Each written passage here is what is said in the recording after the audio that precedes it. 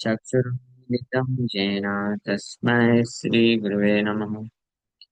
नमो विष्णुपादाय कृष्णप्रेष्ठाय भूतले श्रीमते भक्तिवेदान्त स्वामिनिति नामिने। नमस्ते सारस्वते देवे गौरवाणी प्रचारिणे निर्विशेष शून्यवादी पाश्चात्य देश तारिणे। जय श्री कृष्ण चैतन्य प्रभु नित्यानंद श्री अद्वैत गदाधर शिवासादि गौर भक्त वृंदा। हरे कृष्णा कृष्णा कृष्णा हरे हरे, हरे राम राम राम हरे हरे। हरे कृष्ण। सब सभी भक्तों का हार्दिक स्वागत है आज के भगवद गीता के चर्चा में। तो हम लोग चर्चा कर रहे हैं Shrimad Bhagavad Gita chapter 2 and verse number, ये तो हरे कृष्ण कृष्ण कृष्ण हरे राम राम राम। तो वर्स 22 पे चर्चा कर रहे थे। वासांसि जीर्णानि यथा विहाय नवानि गृह्णान् नरोपराणि तथा शरीराणि विहाय जीर्णान् अन्यानि संयाति नवानि देहि।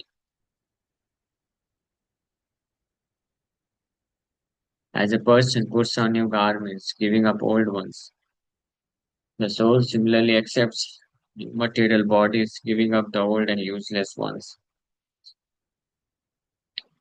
इस प्रकार से कोई व्यक्ति नए वस्त्र धारण करता है, पुराने फटे कपड़े छोड़ देता है, त्याग देता है।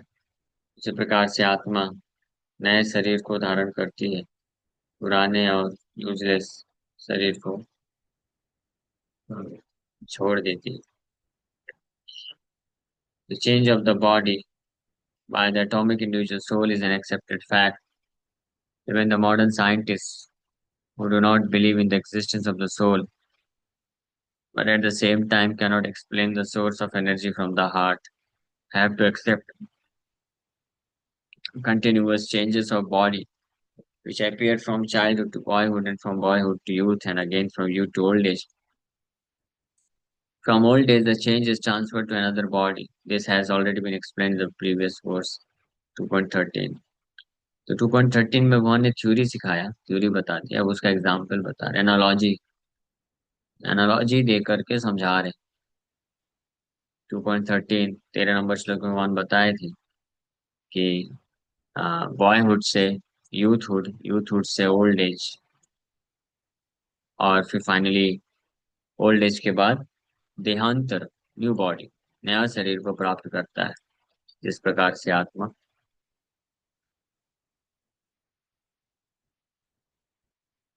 हाँ, तो एग्जाम्पल दे रहे हैं कि जैसे कपड़ा है होता है, तो जब कपड़ा फट जाता है या पुराना हो जाता है तो व्यक्ति उसको चेंज करके नया पहन लेता है। उसी प्रकार से इस आत्मा क्या है, ये शरीर क्या है, ये आत्मा का कपड़ा है।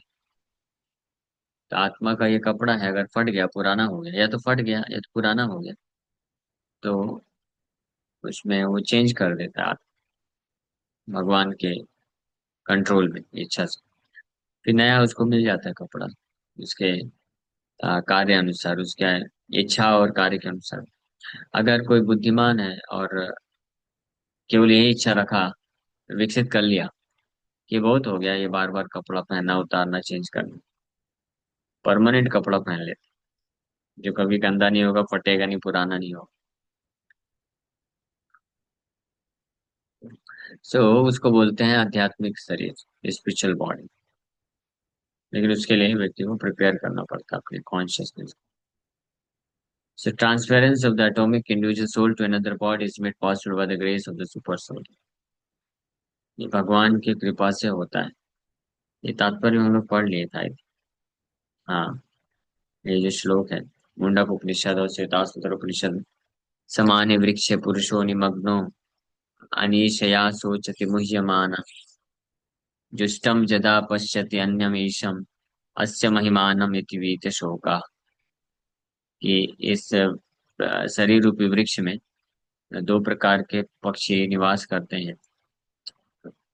और एक पक्षी जो हमेशा इस शरीर के जो फल हैं, अच्छे तथा बुरे फल को खाता रहता है और इस प्रकार से शोक दुख लैमेंट करता है। लेकिन जो दूसरा पक्षी है वो हमेशा विटनेस का कार्य करता है।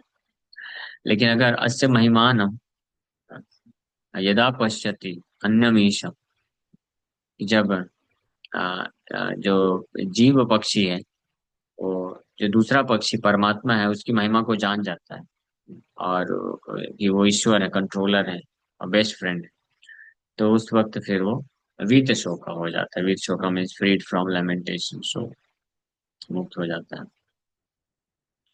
सर्जन को वहां यहाँ पे इस प्रकार से एडवाइस कर रहे हैं, not to lament for bodily change of his old grandfather and teacher. ये श्लोक में चर्चा की गई। अब आज का श्लोक है भगवान कृष्ण वर्णन कर रहे हैं। नैनं छिन्दन्ति शस्त्राणि नैनं दहति पावकः न चैनं क्लेद्यन्त्वापो न शोष्यति मारुता। The soul can never be cut to pieces by any weapon, nor burned by fire, nor moistened by water, nor withered by the wind। तो हालांकि पिछले श्लोक में उन्होंने बताया कि जो शरीर है वो कपड़े की तरह है। ये पुराना हो जाता है, फट जाता है, तो उसको परिवर्तित करना होता है। वहीं दूसरी ओर ये कपड़ा को धारण करने वाला जो जीवात्मा है, हाँ, it can not B cut to pieces. वो कभी कट नहीं सकता है, फट नहीं सकता है। किसी भी अस्त्र शस्त्र के द्वारा उसको काटा नहीं जा सकता है। या, या कपड़ा जो है उसको तो जलाया भी जा सकता है। जैसे शरीर को लगा दिया, दाह संस्कार कर दिया तो उसमें शरीर जल जाता है। लेकिन अग्नि के द्वारा उसको जलाया भी नहीं जा सकता है। नॉट मॉइस्चर्ड बाय वाटर, और जल के द्वारा उसको गीला भी नहीं किया जा सकता है। और ना ही विंड हवा के द्वारा सुखाया जा सकता है। कहने का मतलब है कि आत्मा में कोई प्रभाव नहीं है भौतिक संसार का, भौतिक परिस्थितियों का। आत्मा एज इट इज बनी रहती है। इसलिए ये भौतिक जगत में रहते हुए ये जो शारीरिक परिवर्तन होते हैं तो उसके लिए शोक नहीं करना चाहिए। भौतिक परिस्थितियां परिवर्तित होती हैं, अप एंड डाउन जिसको बोलते हैं जीवन में, उसमें शोक नहीं करना चाहिए। ये शोक व्यक्ति को क्यों होता है? जब वो अपने आप को आइडेंटिफाई करता है शरीर से। जितनी मात्रा में शरीर से आइडेंटिफाई करेगा उतनी मात्रा में उसको शोक भी करना पड़ेगा। लेकिन जैसे आइडेंटिफिकेशन क्लियर हो गया कि मैं ये शरीर नहीं आत्मा हूं, तो फिर उसका शोक खत्म हो जाएगा। वो फिर फिक्सअप हो सकता है अपने भजन कृष्ण के लिए, कृष्ण को प्राप्त करने के लिए। द ओनली टास्क, एकमात्र जो हमारा कर्तव्य है, जो टास्क है, हाँ, जो कार्य है, कि हम कृष्ण को प्राप्त करने के लिए जो निर्धारित कर्तव्य है उसको करें। वो क्या है? वो कृष्ण का सेवा है, कृष्ण का भजन है, नाम जप है, कृष्ण का सेवा है। तो फिर ऐसा भक्त जो आत्म तत्व के ज्ञान में अच्छे से स्थित हो जाता है तो विचलित नहीं होता, शोक नहीं होता उसको। शरीर को नेग्लेक्ट करने की बात नहीं की जा रही, नेग्लेक्ट कर लिया नहीं, उसका टेक केयर करना है। लेकिन कितना भी टेक केयर करेंगे, वो तो शरीर तो परिवर्तित होगा ही। पिछले श्लोक में ऑलरेडी बता दी, ये तो वस्त्र की तरह है। वस्त्र तो आप कितना भी अच्छे से, कोई कपड़ा है उसको अच्छे से धुलिए, प्रेस करके रखिए, अच्छे से रखिए, सब कुछ करिए, लेकिन समय के साथ तो वो तो कपड़ा तो पुराना होगा ही ना। पुराना होगा, फिर कुछ ऐसा समय आएगा कि फटने लग जाएगा। तो व्यक्ति को ये जानना चाहिए कि एक समय आएगा तो ये कपड़े को मुझे छोड़ना है। तो टेक केयर करना अलग चीज है, और ये ज्ञान रखना कि हाँ इसको एक दिन छोड़ना है। तो ये ज्ञान अपने आप को आइडेंटिफाई नहीं करना चाहिए, तो इसलिए शोक नहीं करना चाहिए। तो इसका मतलब ये नहीं कि टेक केयर नहीं करना, टेक केयर करना है। जैसे हम लोग, कपड़ा होता है, हमारे पास कोई गाड़ी होती है तो हम जानते हैं कि ये मैं कपड़ा नहीं, ये गाड़ी नहीं। कल को ये कपड़ा फट गया तो ठीक है, इसको फेंकना ही पड़ेगा, फिर नया लेना पड़ेगा। हाँ, तो शौक नहीं करते। लेकिन इसका मतलब तो ये नहीं है ना कि हम उसका उसको अच्छे से रख रखाव नहीं करते, वो तो करते ही है ना। हाँ, तो कई बार आ, कुछ लोग जो है ऑब्जेक्शन करने लगते हैं कि क्या प्रभु जी आप ऐसा बोल देते हैं। हाँ, अगर खिलाएंगे नहीं, हाँ, तो फिर क्या भजन करेंगे आप बोल देते हैं कि शरीर में कुछ पर या भौतिक संसार में कुछ परिस्थितियां या परिवर्तन होता है तो शोक मत करो, ज्यादा ध्यान मत दो। तो आखिरकार भजन भी तो इसी शरीर से करना है। तो वो बात नहीं है, ये दोनों एक्सट्रीम में नहीं जाना चाहिए। कहने का मतलब है कि ये नहीं बोला जा रहा है कि केयर नहीं करना चाहिए। केयर करना, लेकिन क्यों केयर करना ये जानना चाहिए। भजन करने के लिए केयर करना।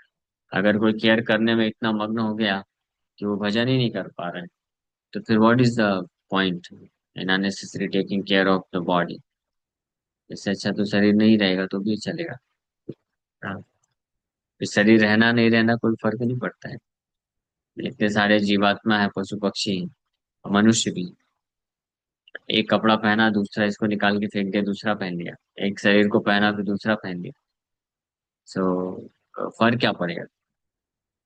हाँ, इसलिए ये पॉइंट हमेशा याद रखना चाहिए कि हम टेक केयर करने के पीछे उद्देश्य है कि भजन हो हमारा।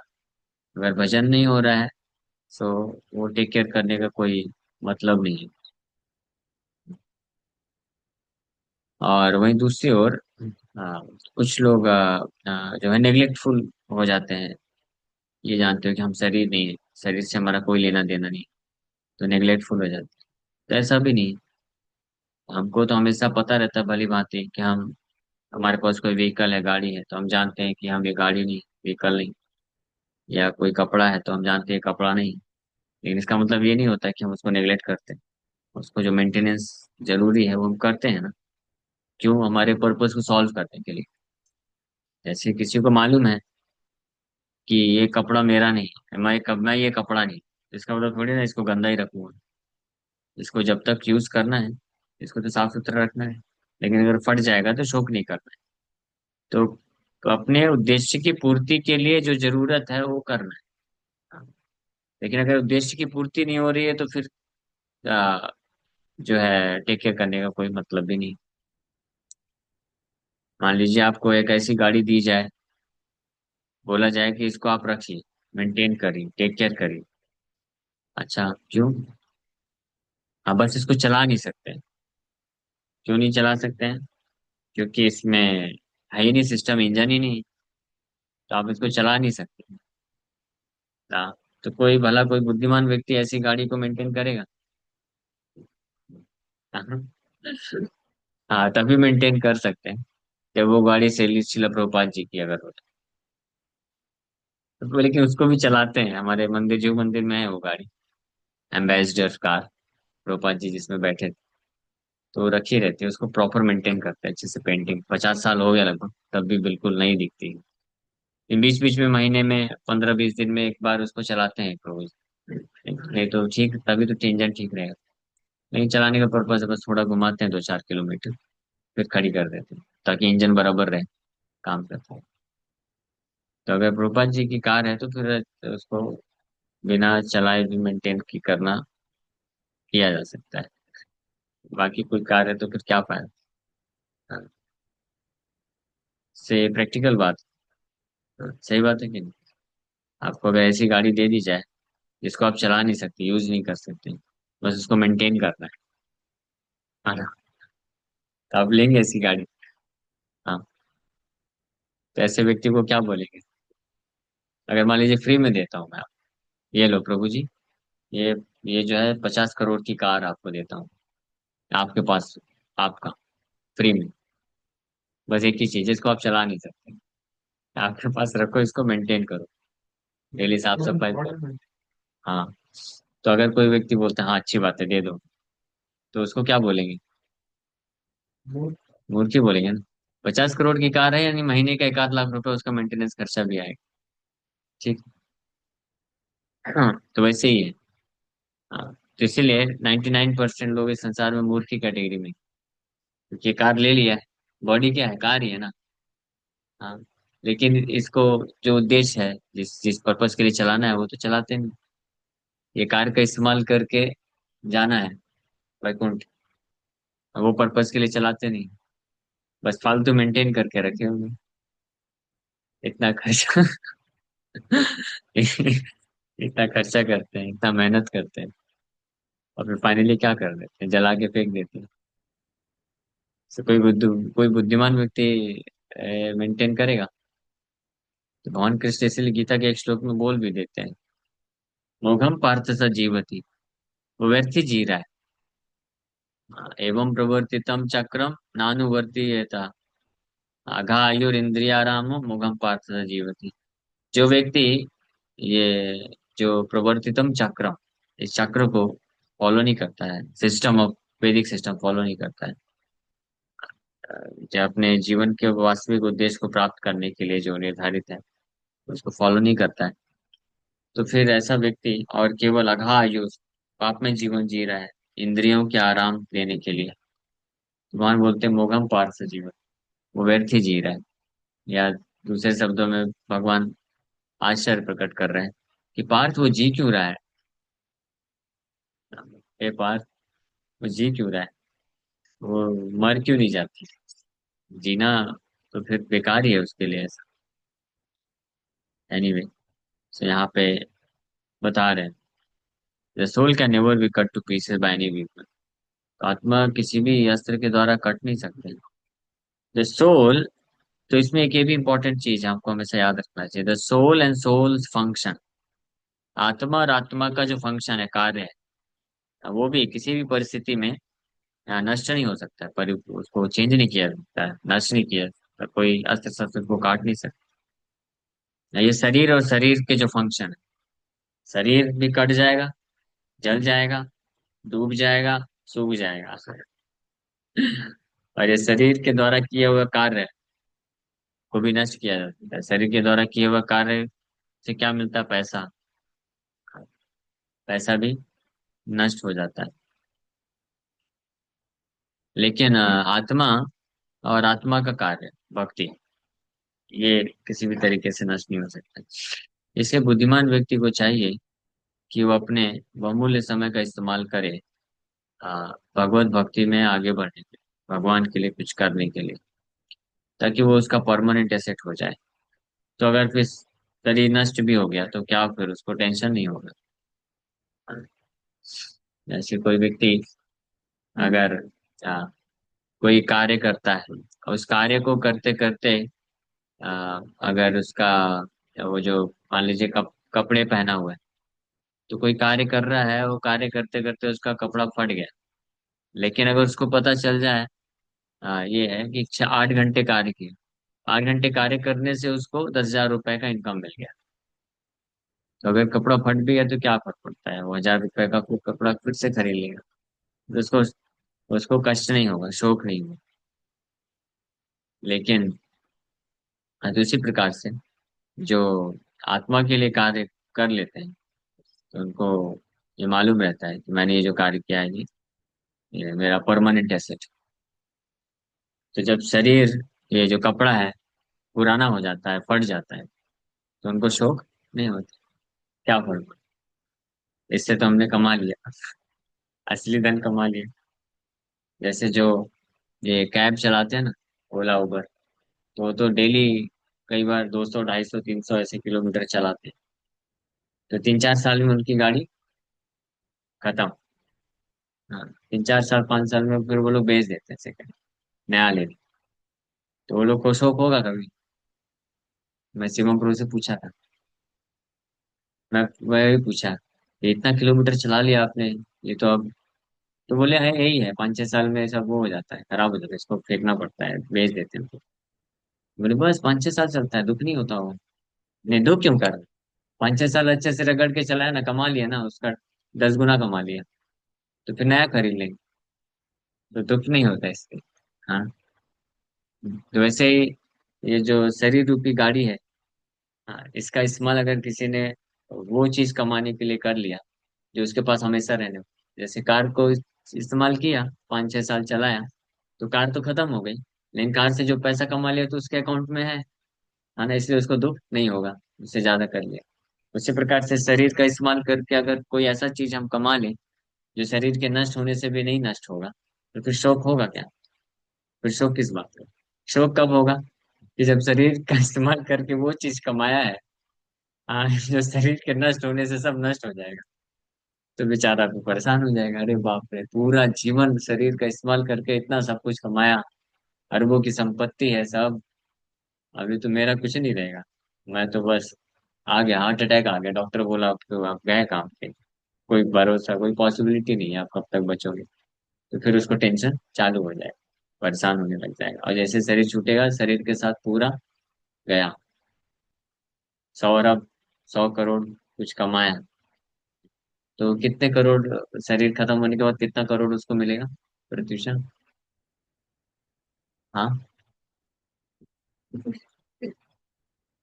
मान लीजिए आपने जीवन में 10 अरब रुपए, 10 अरब मालूम है? 1000 करोड़, 1000 करोड़ आपने कमाया, ठीक है। फिर आप ऐसे कमाते कमाते कमाते आप बूढ़ी हो गई, बूढ़ी होने के बाद फिर आप अंतिम समय में आ गई, तो आप उसमें से 1000 करोड़ में से कितना करोड़ आपको मिल जाएगा? कुछ भी नहीं मिलेगा। क्यों? 1% तो मिलना चाहिए ना कम से कम, इतना मेहनत किया। ये तो गलत है ना, ये तो अत्याचार है। तो फिर ये गलत है ना, गलत हुआ ना हमारे साथ, ये तो अत्याचार है, शोषण हो गया एकदम। हाँ।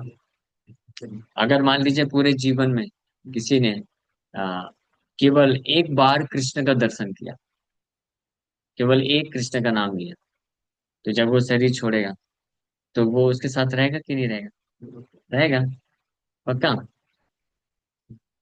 तो फिर उसने पूरा जीवन ये क्यों नहीं किया? मूर्ख है ना, हाँ समझ गए। आप इंटेलिजेंट है ना, लेकिन आप इंटेलिजेंट है। हाँ, तो आप लोग इंटेलिजेंट है। तो देखिए इंटेलिजेंट व्यक्ति का क्या लक्षण होता है, कि अगर उसको पता चल जाए कि ये करने से मेरा फायदा है, तो वो फिर 24 घंटे में कितने घंटे वो कार्य करेगा? 24 घंटे ना। तो फिर आप कल कल आप जा क्यों रहे? तो आपको मेरे साथ मुंबई चलना चाहिए। हाँ मैं तो तैयार हूँ लेके जाने, टिकट है ना एक्स्ट्रा? हाँ, ठीक है। कल का टिकट, उधर का घर का कैंसिल, परसों मुंबई। हाँ, तो ये इस श्लोक से हमको ये महत्वपूर्ण शिक्षा मिलती है, ठीक है। तो अभी समय हो गया, इस पे तात्पर्य का चर्चा करेंगे, लेकिन इसमें एक प्रश्न उठता है, यहाँ पे तो भगवान बोल दिए कि आत्मा को किसी भी अस्त्र शस्त्र के द्वारा काटा नहीं जा सकता है, अग्नि के द्वारा जलाया नहीं जा सकता है, पानी के द्वारा उसको जो है गीला नहीं किया जा सकता है, और जो वायु उसको सुखा नहीं सकती। लेकिन कोई महात्मा होगा ऐसा जो सोचेगा हाँ प्रभु ठीक है, कोई अस्त्र शस्त्र के द्वारा कट नहीं सकता है, AK-47 और कौन कौन से एटॉम बम, वो सब कुछ उसको ब्लास्ट नहीं कर सकता है, काट नहीं सकता है। लेकिन क्या मालूम किसी जगह में ऐसा कुछ चीज हो, ऐसा कोई मंत्र हो जिससे कट जाए। अग्नि के द्वारा जलाया नहीं जा सकता है, लेकिन क्या मालूम कुछ ऐसा हो जिसके द्वारा जल जाए, है ना। कंडीशन सोल का हमेशा ये डाउटिंग टेंडेंसी रहता है ना, कृष्ण कुछ भी बोलेंगे हमेशा डाउट होगा, और माया कुछ भी बोलेगी हमेशा पूरा विश्वास होगा। तो कृष्ण गारंटी देते हैं, उसमें विश्वास नहीं आता है, ये डाउट आ सकता है, ये क्या गारंटी है, रहेगा कि नहीं रहेगा। सो इसलिए अगले श्लोक में भगवान बताएंगे, ये ऐसा नहीं है केवल कि केवल अस्त्र शस्त्र आत्मा को काट नहीं सकते हैं, अग्नि जला नहीं सकती है, जल उसको गीला नहीं कर सकता है, वायु उसको सुखा नहीं सकता है, केवल इतना ही नहीं है, ये तो है ही है, इसके अलावा भी है। ये आत्मा का स्वभाव ही है, it is unbreakable, it can not be burned, it is अक्लेद्य, insoluble, अशोष्य, not able to be dried, ये श्लोक, अच्छेद्योयम अदाह्योयम अक्लेद्यो अशोष एव च नित्या सर्वगता स्थाणुरचलोयम सनातना। This individual soul is unbreakable. This weapons cannot break, does not guarantee that it is unbreakable. अगर कोई अस्त्र शस्त्र काट नहीं सकते हैं तो फिर कुछ और तरीके से कट भी सकता हो। पहले के ऋषि मुनि लोग मंत्र से भी तो तोड़ देते थे। हम्म। तो ये पॉइंट पूछा तो इसलिए भगवान बोल देख लिया, अगले श्लोक में क्लैरिफाई करेंगे हम लोग, इसको बाद में विस्तार से चर्चा करेंगे कि आत्मा जो है अनब्रेकेबल है, insoluble and can be neither burned nor dried. He is everlasting, present everywhere, unchangeable, immovable, and eternally the same. ये है।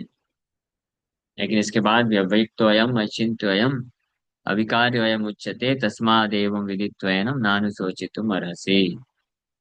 अथ चैनं नित्यजातं नित्यं वा मन्यसे मृतम् तथापि त्वं महाबाहो नैनं शोचितुम् अर्हसि। बहुत सुंदर श्लोक है। ये सब कोई अगर ध्यान से पढ़ेगा समझेगा तो वो सारे शोक से मुक्त हो जाएगा। फिर वो वही कार्य करेगा जो बुद्धिमान व्यक्ति को करना चाहिए। हाँ, क्या करना चाहिए? अच्छे से गंभीरता पूर्वक भजन में लग जाएगा, भौतिक कामनाओं को इमीडिएटली त्याग देगा, तो फिर वो नहीं फंसेगा। कि आत्म तत्व का जो विज्ञान इस अध्याय में भगवान बता रहे हैं, इसको समझने वाला व्यक्ति बड़े आसानी से अ, समस्त प्रकार के शोक से मुक्त हो जाएगा, समस्त प्रकार के भौतिक कामनाओं को बड़ी आसानी से त्याग सकता है और आसक्ति को त्याग सकता है। हरे कृष्ण। किसी वक्त का कोई प्रश्न है क्या? पहले श्लोक में बोला गया था कि आत्मा का कभी जन्म नहीं होता, तो भौतिक हाँ, संसार में तो नहीं होता, पर कभी ना कभी जब मतलब भगवान ने ऐसे कभी बताया नहीं गया हुआ। ना कि कृष्ण बोल रहे हैं ना कि कभी जन्म नहीं होता, मतलब कभी नहीं। भौतिक संसार में नहीं, भी तो आध्यात्मिक। प्रभु जी जैसे ये वाली बात आती है जब ऐसे बताया जाता है कि कृष्णा के बाएं अंग से राधा रानी और दाएं से बलराम प्रकट हुए, ऐसे करके आगे सब अंश रूप में आए, वो तब हमारे तो हुआ समझाने होगा के ना। लिए बताया जाता है, फॉर आवर अंडरस्टैंडिंग, क्योंकि हम भौतिक संसार में हम इसी प्रकार से समझ पाते हैं। तो वो गलत नहीं है। ऐसा नहीं कि वो गलत बताए। वो एक्सपेंशन है।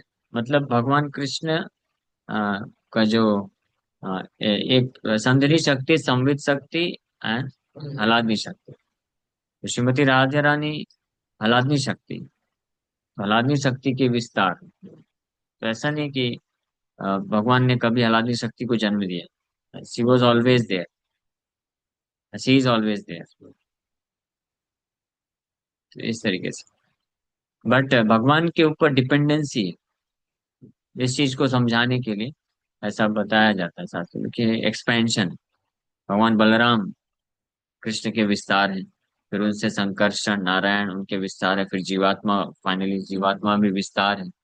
लेकिन ये साइमल्टेनियसली एवर एग्जिस्टिंग, हमेशा एग्जिस्ट कर। जस्ट लाइक इसको समझने के लिए एक एग्जाम्पल प्रभुपाद जी देते हैं। ये सूर्य होता है, तो सूर्य की किरणें तो सूर्य से निकलती हैं, सही बात है। लेकिन ऐसा कभी नहीं होगा कि सूर्य है लेकिन सूर्य की किरण नहीं अभी निकल रही है। ऐसा कभी होगा क्या? फायर है लेकिन अभी तक हीट और लाइट आया नहीं, निकलेगा तब आएगा। वो साइमल्टेनियसली एग्जिस्ट करता है। As soon as there is fire, heat and light is obviously there. और सूर्य है तो हीट एंड लाइट है। लेकिन जब ये बोला जाता है कि सूर्य से हीट एंड लाइट निकलता है, तो डिपेंडेंसी को बताया जाता है। तो ये मटेरियल एग्जाम्पल में तो है भी ऐसा कि सूर्य से निकले नहीं निकलेगा, लेकिन फिर भी ये हम समझ सकते हैं कि साइमल्टेनियसली है। बट उसी प्रकार से भगवान कृष्ण के ऊपर डिपेंडेंसी है सबको, हर किसी में। इसलिए expansion and part and parcel का अर्थ भी होता है। ये ओरिजिन से अर्थ नहीं है कि वो क्रिएट किए गए हैं। पार्ट एंड पार्सल का अर्थ होता है कि कृष्णा सेंट परसेंट परम ब्रह्म, कंप्लीट ब्रह्म। और फिर बाकी जो एक्सपेंशन है जिनको बोला जाता है तो उनके कुछ परसेंटेज को रिप्रेजेंट करते हैं। जीवात्मा वेरी माइन्यूट फ्रैक्शन उसको represent- हरे कृष्ण। और कोई प्रश्न?